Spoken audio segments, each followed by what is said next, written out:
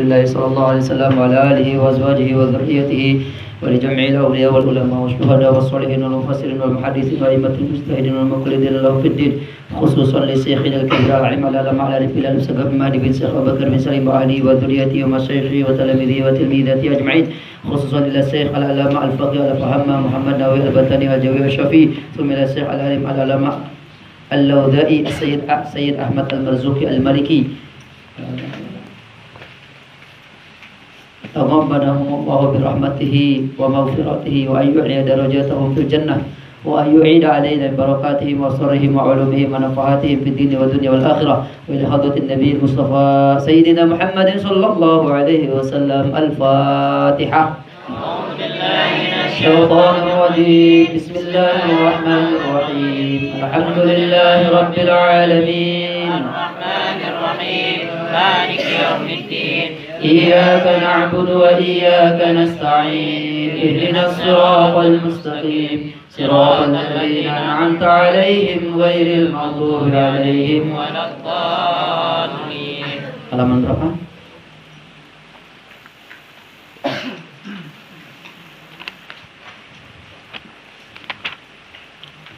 Halaman 47 baris tengah Faraun. Bukan.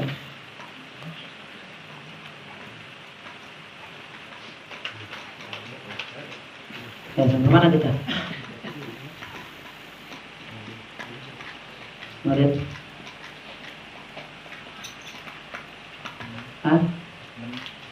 Halaman 46. Wala yalzimuna. Bismillahirrahmanirrahim. Wala yalzimuna ma'rifatu haqiqati jinsihim. Tidak mewajibkan kepada kita, artinya tidak wajib hukumnya bagi kita mengetahui hakikat daripada jenis para malaikat. Jadi kita tidak harus tahu jenis malaikat secara pasti, bagaimana modelnya, seperti apa malaikat itu, tidak harus untuk kita mengetahuinya. Wala min ayyi syai'in khuliqu. Kita pun tidak harus mengetahui secara pasti dari apa malaikat itu diciptakan. Kita cukup tahu bahwa malaikat itu diciptakan dari cahaya. Udah itu aja. Cahayanya seperti apa, cahaya bagaimana, modelnya kayak bagaimana, kita tidak perlu tahu. Proses penciptaannya seperti apa, kita tidak harus tahu. Wa yajibul imanu bi annahum balighuna fil kasrati ila haddin la ya'lamuhu illallahu ta'ala 'alal ijmali illa man warada ta'yinuhu bismihil makhsusi aw naw'uhu aw naw'ihi. Yang wajib bagi kita adalah beriman bahwasanya para malaikat itu sampai di dalam banyaknya, balighuna fil kasrah maksudnya jumlahnya banyak, ila haddin sampai pada batas la ya'lamuhu illallah, yang tidak diketahui kecuali oleh Allah. Jadi kita wajib beriman bahwa jumlah malaikat itu banyak sekali, tidak ada yang tahu jumlahnya ada berapa sampai batas yang hanya diketahui oleh Allah. Jadi jangan lagi nanya berapa jumlah malaikat. Mati ini, mati.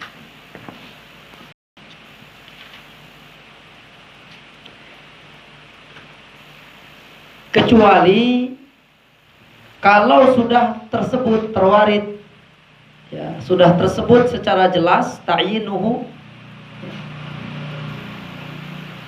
dengan nama-namanya yang khusus. Maksudnya misalnya sudah disebutkan oleh Allah atau sudah disebutkan oleh Rasulullah SAW nama-nama malaikat yang khusus itu atau jenis malaikat itu, maka kita boleh menentukan jumlahnya. Misalnya malaikat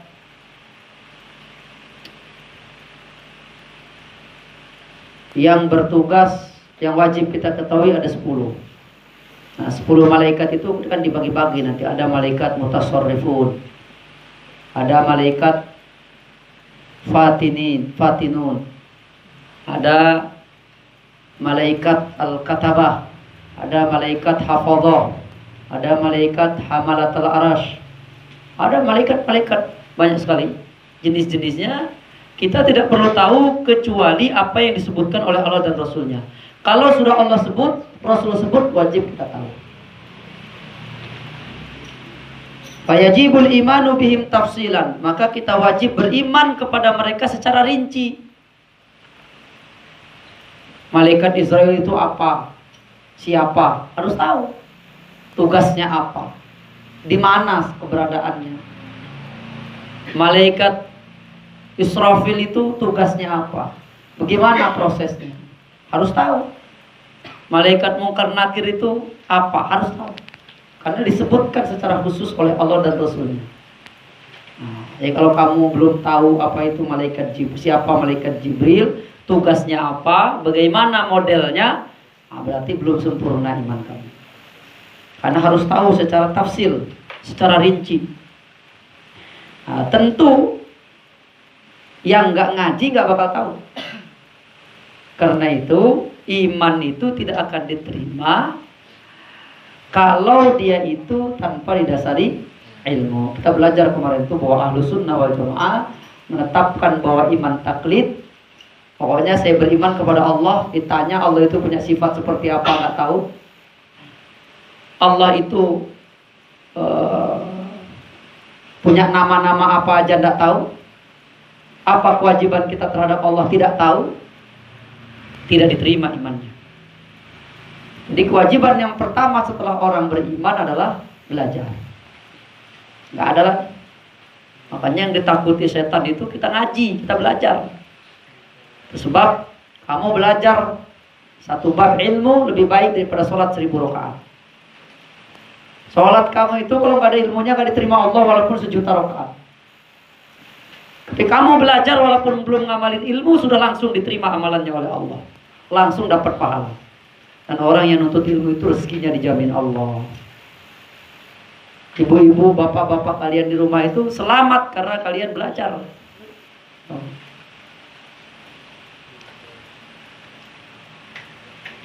Fal awwalu, maka yang pertama ka Jibril, seperti malaikat Jibril. Wa nahwihi, dan semisalnya. Mimma ya'ti fi kalamin nazim.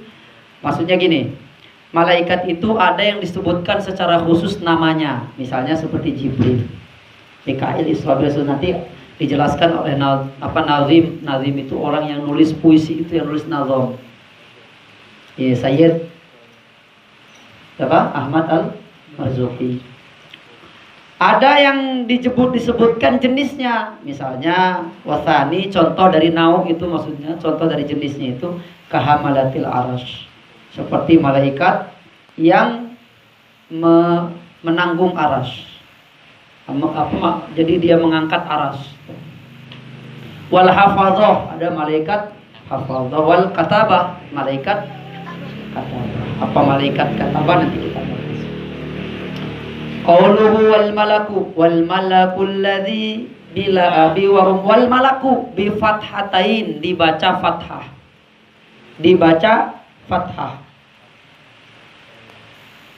Al malak, dibaca fathah.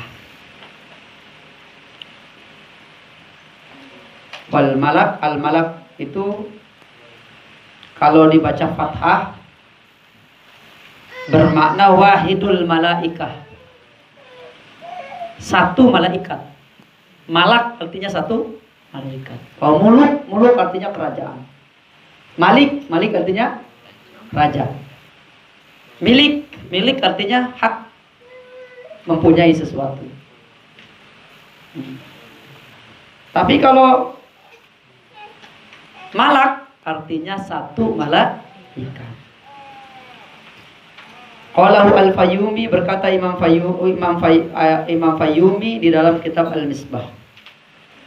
Walidha, karena itu waswafa billadhi, maka mensifati nazim, memberikan sifat. Nazim itu penulis nazim dengan alladhi. Alladhi al-mufidu lil mufrad, yang memberikan faidah, maksudnya yang menunjukkan bahwa tujuannya satu malaikat. Malak alladzi, maksudnya lafaz alladzi-nya itu. isim mausul. Alladzi itu untuk satu mufrad. Maka malak di sini maksudnya adalah satu malaikat. Fa ifraduhu li'tibari lafdzin. Maka dijadikan ifrad, dijadikan mufrad kalimat malak adalah memperhatikan kepada lafaz. Karena lafaznya satu, maka menggunakan kalimat alladzi. Nanti kamu belajar isim mausul. Alladzi satu, kalau dua alladzani, kalau banyak alladzina.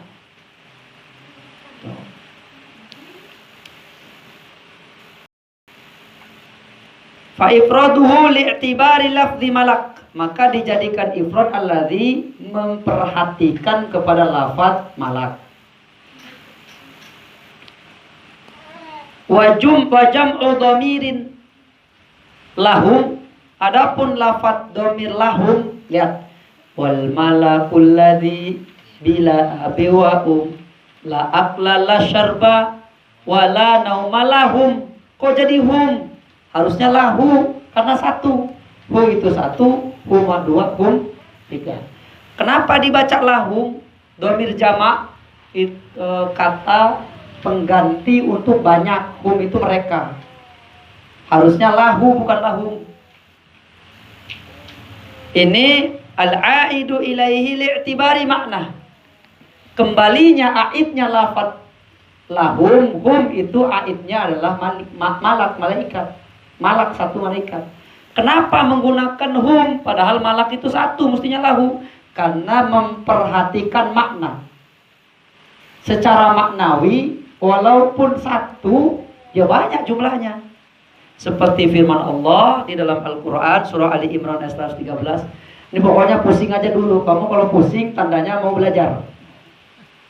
Ini ngerti gak ngerti itu urusan belakangan, karena kamu belum belajar. Jadi manusia itu kalau tidak tahu pasti hidupnya pusing. Manusia itu kalau tidak tahu, tidak punya ilmu, kalau bodoh pasti pening, pasti susah, pasti bingung.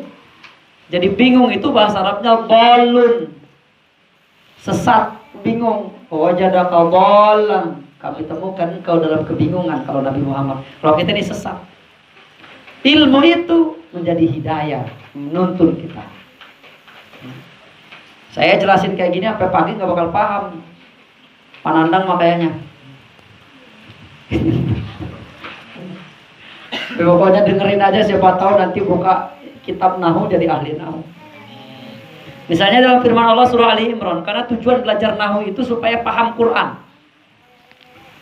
Bismillahirrahmanirrahim. Ummatun qa'imatun yatluna. Kalimat ummatun, umat, satu umat. Jamaknya umamun, umat-umat. Ummatun satu, umamun umat. Asal katanya dari ibu. Jadi ibulah yang menjadikan adanya umat. Kalau nggak ada ibu, nggak mungkin ada umat. Coba yang ngaji tuh, yang ada di Bodong ini laki semua, ustadz semua. Habis, mati semua. Yang bisa melahirkan itu ibu. Makanya bapak tidak bisa mengurus 5 anak. Bapak nih kalau bininya meninggal makanya buru-buru kawin, karena dia nggak bisa ngurus 5 anak. Tapi kalau janda anak 10 masih bisa akur. Karena umat itu asalnya dari ibu. Makanya bagaimana ibu-ibu, begitulah jadinya umat. Terserah bapaknya mau kiai, terserah bapaknya mau ustadz. Kalau maknya nggak sholat, insya Allah anaknya nggak sholat. Kan maknya yang ngajarin, bangun tidur tiktokan, ketemu zuhur facebookan, ketemu asar instagraman, ketemu maghrib twitteran, ketemu isya nonton YouTube. Habis tuh. Gimana emaknya? Bapaknya mah kerja, berangkat jam 4, pulang jam 8 malam, anaknya udah tidur. Jadi yang bisa merubah umat adalah kamu yang perempuan. Makanya kamu dididik sungguh-sungguh di sini. Bapaknya nggak bisa baca Quran, ibunya ustazah, insya Allah anaknya pintar baca Quran. Lah yang ngajarin Fatihah nih jujur nih, bapak-bapak apa ibunya? Bapaknya kan rajin ngaji nih malam Jumat nih. Ngajarin anak apa enggak? yang ngajarin bini kita. Makanya istri kita itu wajib ngaji. Kewajiban seorang suami adalah mengajarkan dasar-dasar agama kepada istrinya. Jadi setelah ngaji, Pak Mudiar pulang wajib bacain di kitab kepada istrinya. Kalau istrinya meninggal, nggak paham tentang akidah, meninggal, maka suaminya kelak yang akan ditarik ke dalam api neraka. Bagaimana Ustadz, suami saya blow on? Orang bodoh itu beda sama blow on. Kalau bodoh itu dia nggak tahu terus mau ngaji, tapi nggak bisa-bisa, itu bodoh. Tapi kalau blow on itu nggak tahu, nggak bisa baca Quran, tapi nggak mau diajak ngaji. Ayo bang ngaji, belum datang hidayah Pak Ustadz. Itu yang ngajak kamu ngaji hidayah apa bukan itu? Itu Ustadz duduk nungguin kamu datang hidayah apa bukan itu? Kok ngomongnya belum datang hidayah? Nah, kalau suaminya tidak mampu, tidak lantas karena saya tidak mampu Ustadz, berarti saya nggak dosa-dosa. Bagaimana caranya Pak Ustadz? Wajib mencarikan guru buat istrinya. Kalau Ustadz Firman disuruh ngajar istri orang lain, jangan mau kalau nggak bayar. Nah, mau Ustadz, kewajiban lu ditanggungin ke gua. Bini gua makan apa? Dan bini lu aja gua ajarin nih. Nggak kerja, Ustadz Firman nggak kerja, ngajarin anak istrinya kita. Giliran datang pagi mau belanja, Ustadz Firman nggak punya duit. Tukang sayur lewat, bang, abang kan anaknya ngaji sama saya nggak bayar. Saya mau ambil kangkung 2 ikat, bayar pakai Fatihah ya. Dikasih nggak sama saya? Dikasih nggak? Kurang ajar tuh. Dia kerja, bininya suruh kita yang ngajarin, anaknya suruh Ustadz yang ngajarin. Giliran Ustadznya lapar, beli sayur nggak mau dibayar pakai Fatihah. Aja mau tak? Seafdal bayaran adalah bayaran mengajar Quran. Pondok-pondok tahfidz itu tempat lain tuh, kalau dia di asrama ada sekolahnya. Kamu tanya sama orang-orang yang nyari sekolah itu tahfidz, rata-rata 1 bulan itu di atas 1 juta, 2 juta. Kalau dia dijamin hafiz Quran, ada sekolahnya, makan tinggal makan, disiapin mesin cuci, itu 2 juta 1 bulan bayarnya itu. Ada pondok-pondok yang nggak bayar, ada. Kamu mau sholat mau nggak terserah, kamu mau bisa apa nggak terserah, ada. Kiainya duduk aja di masjid nungguin, santrinya pasti pada tidur, ada itu. Di luar yang banyak.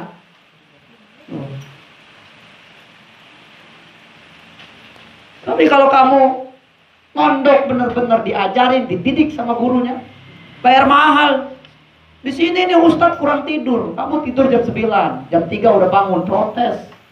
Masih ngantuk dipaksa bangun.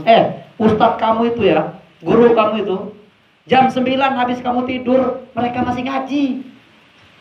Karena mereka butuh tambahan ilmu. Sampai jam 11, sampai jam 12 baru tidur, jam 3 udah bangunin kamu. Jadi beratan Ustadznya, beratan kamu. Belum lagi mikirin dapur, belum lagi mikirin santri nakal-nakal, belum lagi mikirin santri 1 ayat gak apa-apa, suruh ngapa nangis. Pusing kalau Ustadz. Nah, tahu-tahu datang orang, Tat, tolong ngajarin anak saya seenak-enak aja ngomong. Ini saya kasih tahu nih, kan live di video nih, mudah-mudahan banyak yang nonton biar sadar nih laki-laki. Nah, Ustadz-Ustadz yang nonton ini jangan mau dikerjain. Lain itu. Nah, yang muda-muda nih, kamu jangan sampai gak paham akidah dasar kamu sebelum kamu menikah.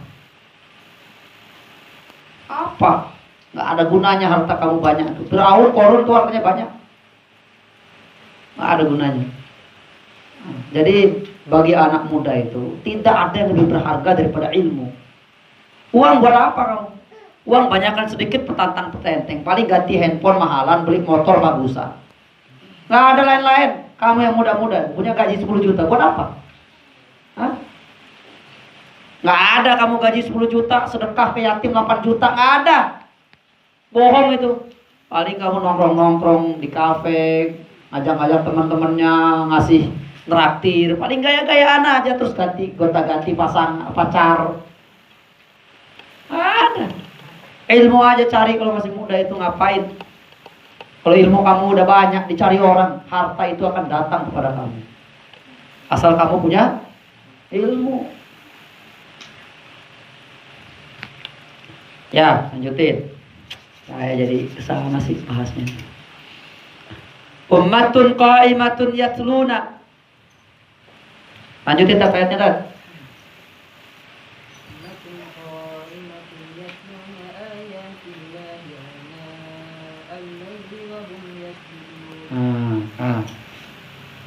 Ummatun qa'imatun yatluna ana al-laili ayatillahi ana al-laili wa hum yasjudun. Surah Al-Imran. Ummatun qa'imatun, umat yang tegak, yang menegakkan. Maksudnya umat yang bangun malam, umat yang tegak, yang mendirikan sholat, umat yang tegak di atas jalan yang lurus. Kalimatnya satu, ummatun, satu umat.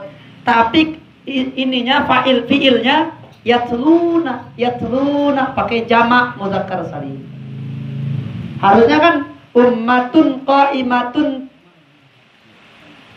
tatlu, ummatun qa'imatun tatlu. Harusnya begitu kalimatnya. Tapi di sini ummatun qa'imatun yatluna. Satu umat tapi menggunakan jamak. Fawasafa ummatan bil mufrad alladhi huwa qa'imatun li'tibari lafzi ummah. Pakai ummatun qa'imatun, qa'imatun satu yang berdiri, yang tegak, yang berdiri. Itu menggunakan lafaz mufrad karena kalimat umat itu mufrad juga. Tapi yatluna menggunakan jamak majmu'an li'tibari maknaha, karena maknanya walaupun umat itu satu umat pasti jumlahnya banyak.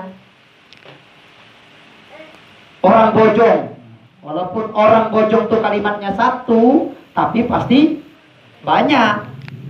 Secara maknawi dia banyak. Wakada demikianlah yasihu ayyuqaddiro, bisa dibaca ayyuqaddiro, bisa dibaca ayyuqdaro. Sah hukumnya, boleh sah hukumnya mentakdirkan silah lafaz alladzi bil mufradi dengan mufrad i'tibaran lil lafzi, melihat kepada lafaz malak. Ayo qalu, maka dikatakan wal malakul ladzi kana. Jadi sebenarnya ada kalimat kana yang dibuang.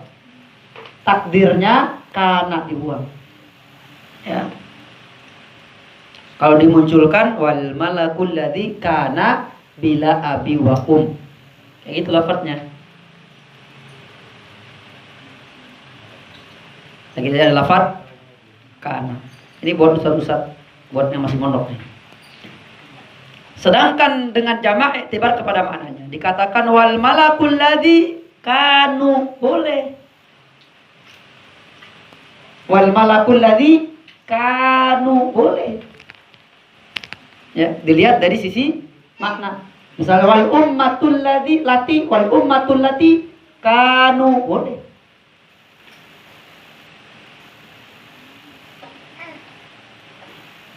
Seperti firman Allah, wa khudtum kalladzi khadu, wa khudtum, dan kalian khada yahudu itu berbicara omongan yang kotor, yang salah, yang rusak. Namanya khada yahudu bahasa Arabnya.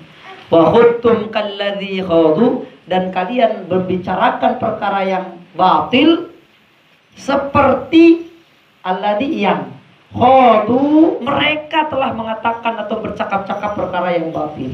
Di sini ada kalimat yang dibuang, al-kalladzi kanu khadu. Nah, itu kalimatnya. Maknanya wa dakhaltum fil batil. Nah, kalian masuk dalam percakapan yang batil. Kal fariq, ada kalimat fariq, kal fariqil ladzi, seperti kelompok yang dakhalu, karena al-fariq itu bisa maknanya banyak.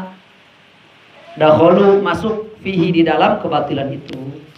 Dah segitu aja dulu maknanya, ini udah malam nih. La akla la syarba, dibaca hamzah keduanya. La akla, la syarba. Dibaca syarba, tidak makan dan tidak minum.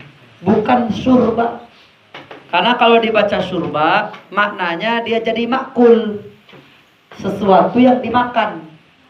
Jadi surba itu sesuatu yang dimakan. Sesuatu yang diminum, surba. Sirop, jamaknya sirop. Sirop itu bahasa Arab itu, sirop. Satunya surba. Kalau syarba, perbuatan minum. La akla la syarba wala nauma lahu. Faraun, sabar. Yajibu ala kulli mukallafin ayarifal wildan. Wajib hukumnya setiap mukallaf, orang yang sudah balik, bangunin. Bangunin. Ini ngaji akidah, kamu gak boleh tidur. Wajib hukumnya bagi mukallaf itu orang Islam yang balik, yang berakal, ayarifal wildan, untuk mengenal yang namanya wildan. Siapa wildan? Baca dalam surah Al-Waqiah gimana tuh? Wildanum mukhalladun.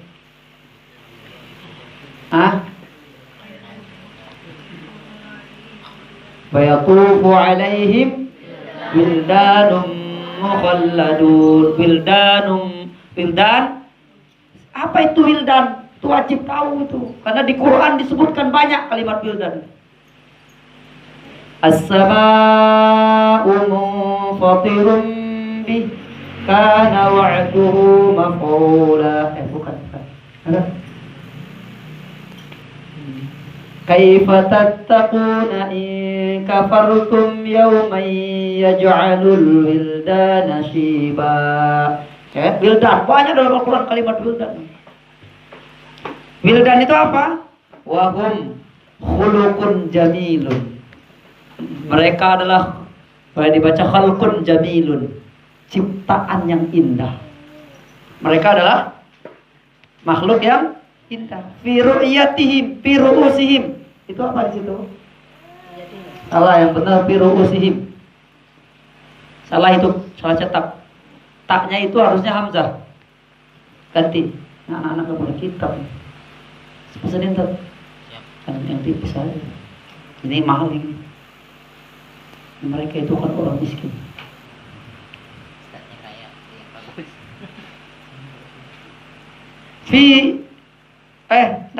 Maaf, benar. Mereka adalah hamba ciptaan yang indah. Fi ru'yatihim sururun. Dalam memandang mereka ada kebahagiaan, kesenangan. Orang yang melihat wildan tuh langsung bahagia. Oh, wildan di surga. Li'annahum kallu'lu'il mufarraqi. Mereka itu seperti mutiara yang bertebaran. Siapa itu? Wildan. Wahum murudun. Murud, jamak dari amrod. Murud itu laki-laki yang mulus, tidak ada bulunya di wajahnya. Itu apa? Aila sya'ra ala wujuhim ala surati auladid dunya. Dalam gambaran anak-anak di dunia, mereka itu seperti anak-anak di dunia yang nggak punya kumis, nggak punya jenggot, nggak punya bulu, nggak punya rambut. Nah, bahasa Arabnya amrod. Amrod itu makruh jadi imam sholat. Orang yang terlalu ganteng tuh makruh jadi imam sholat. Makanya beruntung ustaz-ustaz mukanya standar-standar. Kalau udah ganteng bener tuh makruh. Karena orang yang amrod itu laki-laki yang punya penyakit juga pengen sama dia. Ada kan? Wajahnya cantik, laki tapi wajahnya, orang seneng, laki-laki seneng lihat dia. Di pesantren banyak yang kayak begitu. Oh, nggak boleh mestinya maju ke depan pegang mic, tapi di kita sengaja bener tuh ditampilin. Amrod terus. Makanya musibah kamu kalau muka kamu terlalu ganteng itu. Yang pas-pasan aja lah. Kalau muka kamu pas-pasan, apalagi muka kamu jelek, insya Allah kamu berusaha jadi kaya. Karena kalau udah jelek miskin, siapa yang mau? Jadi biasanya orang yang pas-pasan itu sungguh-sungguh, Ustaz.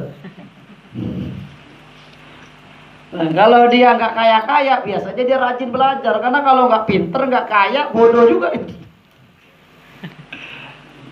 Coba kalau yang cantik itu, lenje, ngaji nggak bisa aja, selfie aja, bukan cantik, lenje. Coba kalau mukanya jelek, kemana-mana pakai cadar. Nah, kan saya bilang orang pakai cadar itu kemungkinan besar mukanya pas-pasan. Kalau yang cantik dia buka cadar, Pak. Kalau yang cantik dia buka cadar. Tapi ada udah jelek, lenje ada tuh musibah itu.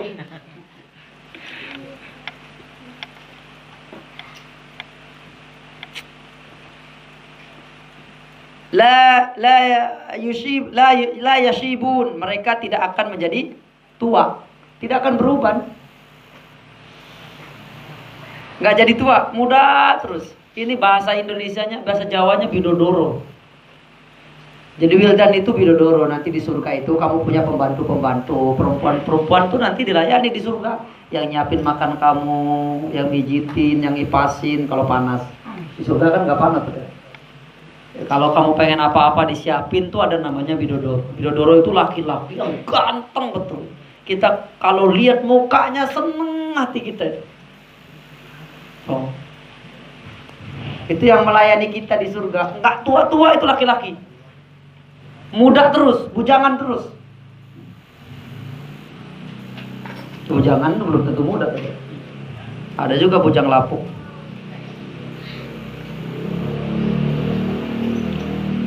Walidzalika yusammuna wildana, karena mereka itu mirip anak-anak, maka disebutlah wildan, bidodoro. Ya. La yakhturu biqalbi ahadin minhum fahisyah. Tidak terbetik di dalam hatinya kekotoran sedikit pun. Gak pernah mikir jelek hatinya, Masya Allah wildan.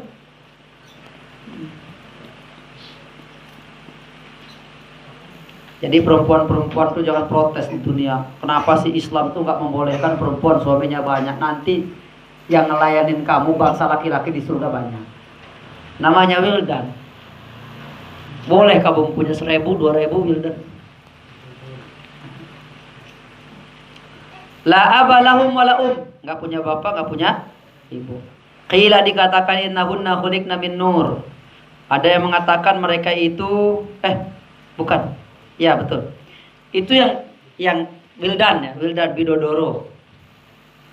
Wa yajibu ay ya'rifa aidan al-hurul ain. Juga wajib hukumnya mukallaf untuk mengenal yang namanya hurul ain. Apa hurul ain? Bidadari. Jadi wildan itu bidadara. Hurul ain bidadari. Itu hukumnya wajib kita tahu. Nisaun, mereka perempuan. Khuliqna biqudratihi min nurin. Allah ciptakan mereka wanita itu, hurul ain itu dengan kekuasaan Allah dari cahaya. La abalahunna wala enggak punya bapak, enggak punya ibu. Dikatakan innahunna khuliqna min nur. Mereka diciptakan dari cahaya. Wa yankihuhunnal mu'minun. Mereka akan dinikahi oleh orang yang beriman. Jadi tenanglah. Yang di dunia takut sama bini gak bisa nambah. Ente di sono boleh kawin sama 100 bidadari. Tapi di surga itu udah gak ada lagi kecemburuan. Di surga itu tidak ada amarah. Ucapan orang surga itu selalu mengucapkan tahiyyatuhum yauma yalqawnahu salam.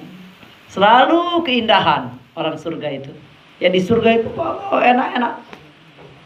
Oh wakilan salaman salama, wakilan salaman salam. Bisa ngomongnya selamat terus di surga itu. Kalau di dunia saat kita baru WA sama cewek, dibanting handphone kita. Kita keluar, mau kemana? Kita takut. Lah di surga bini kita nggak cemburu, karena bini kita itu menjadi ratunya bidadari. Jadi cantik-cantiknya bidadari gak kita toleh kalau di surga. Masih kita menoleh kepada bini kita kalau bini kita masuk. Dan syarat bini masuk surga harus taat pada itu. Kalau bikin kesel suami walaupun ahli sholat neraka itu. neraka. Makanya bapak-bapak kalau pengen istrinya baik-baik suruh ngaji sama saya. Cuma perempuan tuh nggak usah sholat sunnah.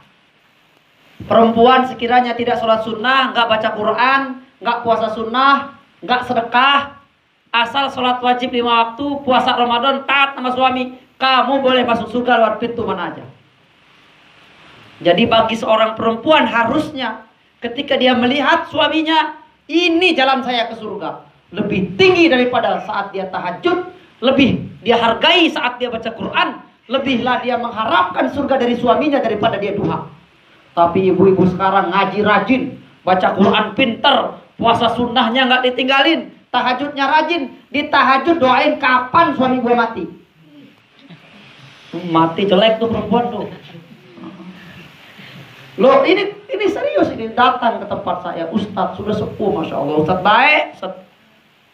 Udah sepuh Ustadz.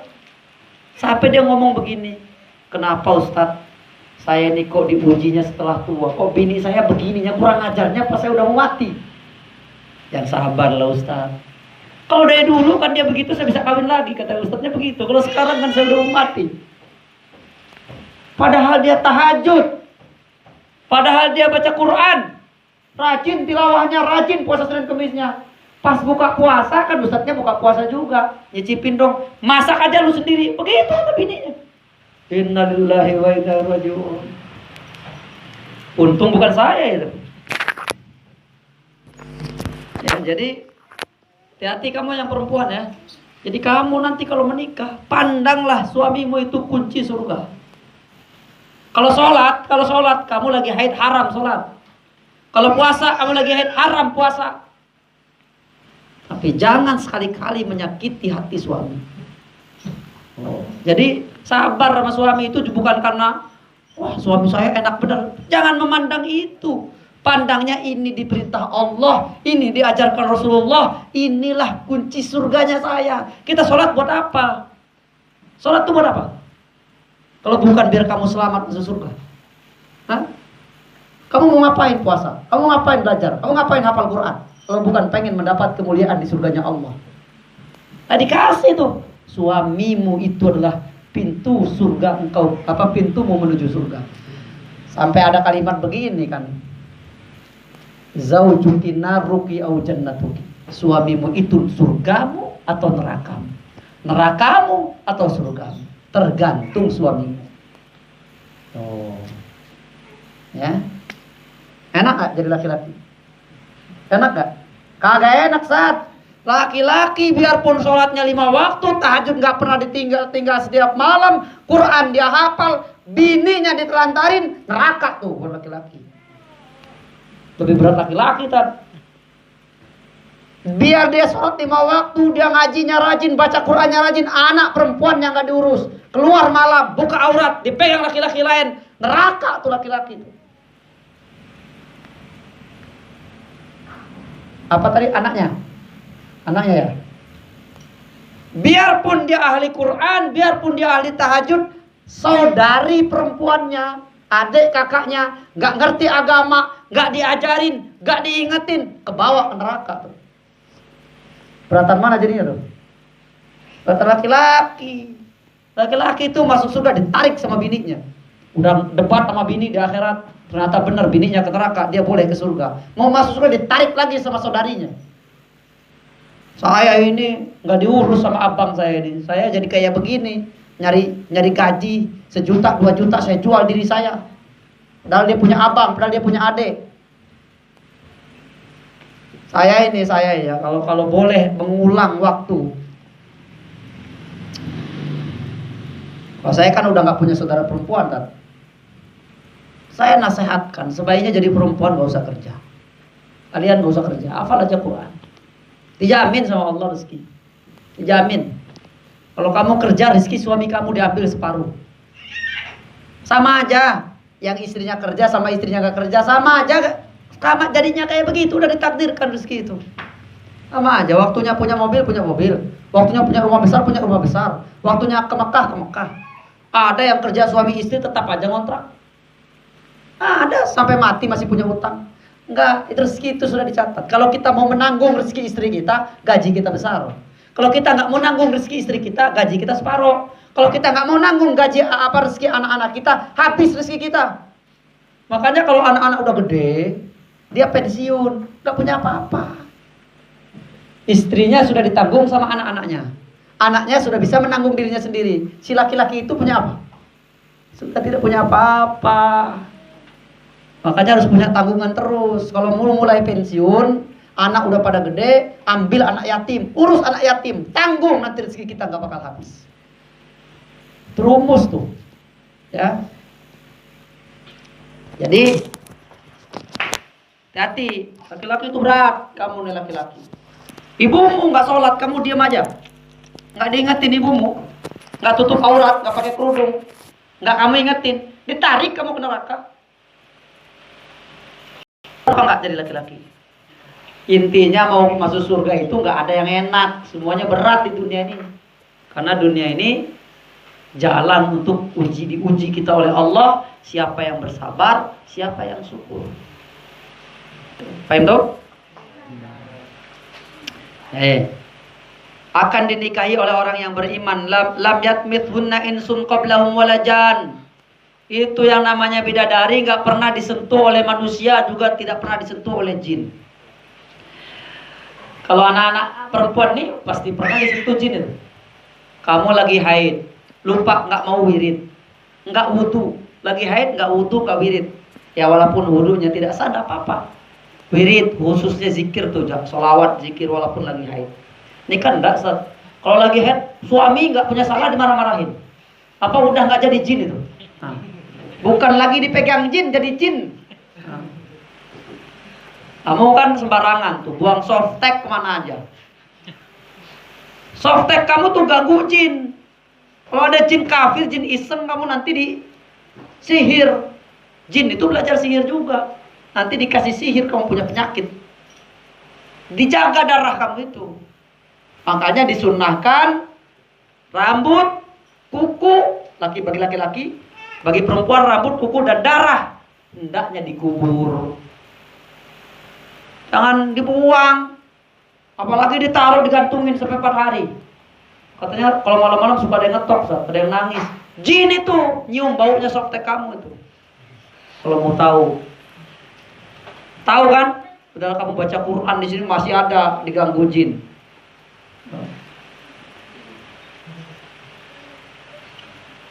Ini ilmu begini jarang didapat Pak Soleh. Kalau di masjid gak mungkin diomongin sama saya. Ini kan dapatnya di pengajian-pengajian begini. Ilmu yang hari-hari kita harus tahu itu. Baginda Rasul yang sebegitu luar biasa wiridnya, segitu luar biasa ibadahnya, pernah kena sihir. Medianya apa? Rambut. Waktu Rasul menyisir ada yang rontok, rambutnya diambil. Sihir. Nabi SAW kena sihir. Lah kita ini cukur asal aja. Kayaknya ada orang tidak suka sama kita, ambil rambut kita. Nah, kalau orang tua dulu waktu meninggal, nenek-nenek kita itu kalau meninggal rambutnya masih kumpul. Nenek saya dulu almarhum dulu, umur nenek saya kan hampir 100 tahun kan. Itu di kamarnya ada rambut kan. Banyak bener rambut itu. Digulung-gulung sama dia, ditaruh, disimpan sampai banyak. Nah, itu hendaknya dikuburkan. Maksudnya takut diambil orang. Orang tua dulu, saya bilang nih yang ngajarin ulama hebat-hebat ulama dulu, nggak usah pakai dalil, nggak pakai kitab, tapi diamalin. Nggak tahu santri dia udah ngaji kitab, ngamalin apa enggak? Rambutmu tuh jaga. Lah ini lagi makan sampai ada rambut. Saya kalau lagi makan ada rambut gak jadi makan saat. Innalillahi wa inna ilaihi rajiun. Udah pakai jilbab, pakai kerudung masih bisa jatuh rambut ke makanan tuh, berjorok bener nih perempuan. Dijaga rambut kamu itu. Ya kalau mau pelet perempuan gampang. Suruh temennya nyisirin rambutnya, bawa rambut satu, saya ajarin caranya. Kalau ustadz itu kan ilmu apa aja dipelajarin. Tinggal begini muter tasbih. Jadi, mau buat apa? Dilarang Allah. Mau jadi musyrik. Apalagi cuman bikin sakit perut, gampang.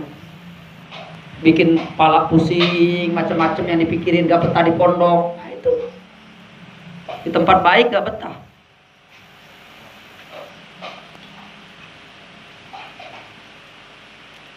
Hewan yang kotor itu tidak akan senang di tempat baik. Kutu kalau di tempat bersih hidup apa mati? Pindah dia ke rambut orang yang kotor. Kamu pernah nemuin tikus di kamar kamu apa enggak? Kalau pernah, jorok berarti kamar kamu kotor. Kalau kamar kamu bersih, tidak mungkin tikus mau masuk. Karena tikus itu binatang kotor. Senangnya yang kotor-kotor gak bakal betah di tempat yang bersih. Hati yang kotor gak bakal pernah betah di pondok. Karena pondok itu tempat yang bersih. Jadi kalau kamu gak betah itu, buru-buru istighfar kamu. Berarti hati kamu kotor. Memang kamu di sini diapain? Dipukulin? Hah? Ditendangin? Kamu di sini diapain? Gak boleh makan 2 hari. Kamu di sini diapain? Enggak digituin kamu. Ayo makan. Tiap hari yang saya dengar teriakan tuh, ayo makan. Cuma diajak makan aja kamu di sini. Kok bisa gak betah? Kotor berarti hati kamu.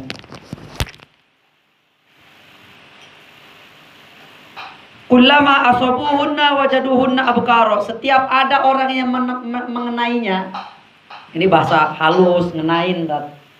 Kalau ada yang ngenain dia, maksudnya ketika ada seorang mukmin yang berhubungan badan dengan bidadari ini, maka dia kembali menjadi abkar. Apa? Gadis lagi. Gadis terus. Nggak ada bekasnya Pak Nandang, bidadari mah. Nah, laki-laki kok perempuan kalau mau dapat wildan gampang. Suruh suaminya kawin lagi. Itu diberi 72 wildan. Ilmu ini Pak Jun cerita. Paling kata bini, sono kalau berani. Beningannya sebening batu yakut, permata yakut. Walu'lu fi bayadihinna. Dan putihnya seperti putihnya mutiara. Beningnya seperti beningnya yakut mutiara. Putihnya seperti intan permata. Wah, itu bidadari. Gak ada di dunia yang kayak bidadari, gak ada. Itu cuma film doang. Wajahmu cantik Pak bidadari. Bohong itu. Ada. Pas kentut bau juga. Ada. Pak bidadari itu benar-benar itu. Yuramu khusakihinna mi wara'i lahmihinna wa azmihinna wa jildihinna. Kelihatan sumsumnya, sumsum betisnya itu kelihatan. Di balik dagingnya, di balik tulangnya, di balik kulitnya, sumsum kakinya itu kelihatan. Ya kayak mana modelnya nggak bisa dibayangin. Kama yuras syirabul ahmar minaj juzajil akhdar. Seperti minuman yang berwarna merah di balik kaca yang berwarna hijau. Jelas tuh merah sama hijau itu jelas bedanya. Aduh nyelai kalau balik mau nyebut partai itu. Merah dibanding dengan hijau itu.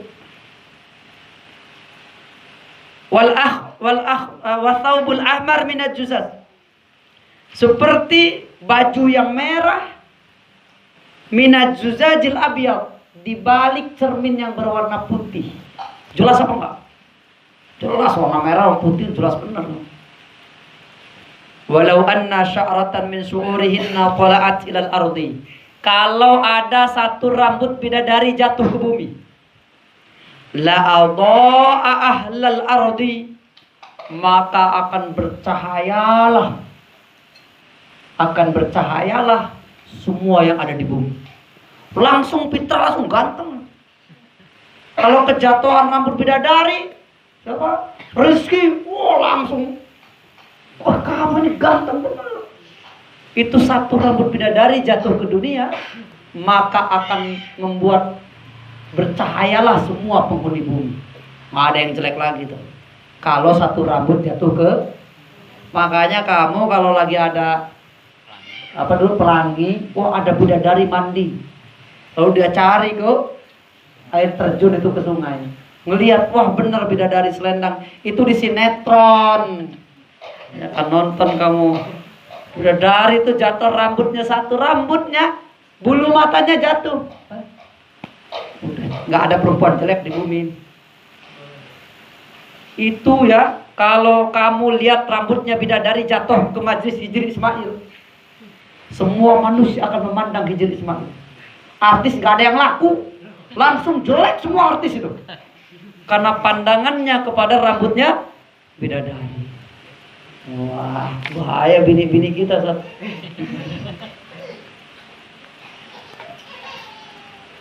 Wa alaihinna sab'una hullah.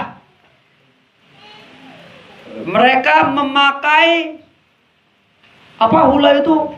Pakaian kehormatan, apa jubah? 70 jubah. 70 selendang. Oh, jadi perempuan tuh kalau anggun, kalau cantik biasanya luar pakai selendang. Biasanya yang kaya-kaya doang, Sat. Kalau orang-orang kaya kan 70. Ru'usuhunna malakatun bidurri. Di kepala mereka ada mahkota yang terbuat dari apa? Dur, mutiara. Murassa'atun bil yaqutil ahmar. Dihiasi dengan batu yakut yang berwarna merah. Wa summina bil huril ain. Disebut ciptaan itu dengan hurul ain. Hurul ain, mata. Lianna a'yunuhunna, karena matanya bidadari itu istadda bayadu bayadiha. Putihnya putih benar. Wasawadu sawadiha, hitamnya hitam benar. Jadi matanya hitam benar. Apa yang putihnya putih benar, yang tengahnya hitam-hitam benar. Jadi indah benar lihatnya. Nggak kayak kamu, tengahnya hitam, putih, kelihatan merah matanya itu. Kayak sekarang nih, matanya merah semua. Nggak ada yang ganteng kalau mata merah itu. Orang kalau matanya merah itu langsung hilang gantengnya. Kulitnya halus, hidungnya mancung. Kalau senyum ganteng. Pas ngelihat matanya merah, langsung hilang gantengnya. Benar.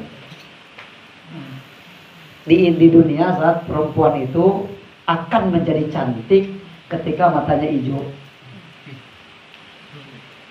Oh, kalau matanya hijau, maksudnya gimana? Ngelihat duit. Kalau antum bagi duit segepok langsung cantik, dia senyum-senyum, langsung mandi pakai minyak wangi, langsung cantik. Kalau matanya hijau.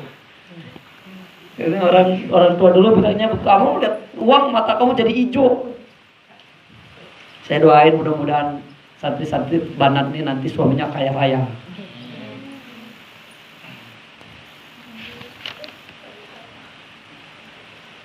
Udah jam segini. Saya itu tadinya mau ngebacain 5 lembar, Pak, biar cepat tamat. Nggak tahan. Silakan ada pertanyaan.